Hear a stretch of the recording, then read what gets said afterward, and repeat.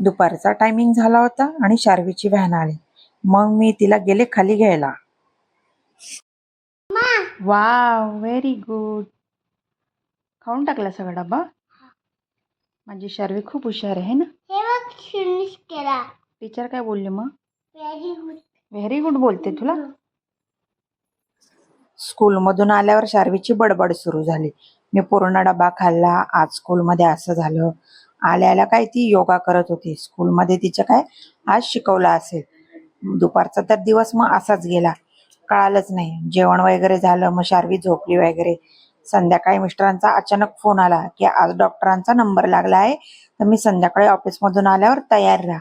मग काय आम्ही तयार राहिलो. 6:30 पावणे 7ला निघालो. घाईमध्ये तर काही चहा पिलाच नाही.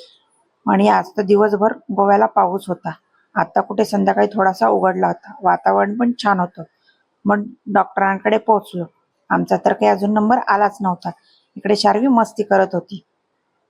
थोड्या वेळाने नंबर आला, आम्ही दाखवलं वगैरे, मग घरी आलो. घरी यायला निघालो तर मिस्टर म्हणाले तुला चहा प्यायचा आहे का? मग काय मला तर आनंदच झाला. माझी तर मनातूनच इच्छा होती चहा प्यायची. मला ज्या शॉपमध्ये आवडते चहा प्यायला तिकडे गेलो तर नेमका आज ते दुकानच बंद होतं. मग काय सगळा मूडच ऑफ झाला. मिस्टर म्हणाले तुझ्या नशिबात आज चहाच नसेल. मी तुला ज्या शॉपमध्ये म्हणालो होतो तू तिथे नाही म्हणाली.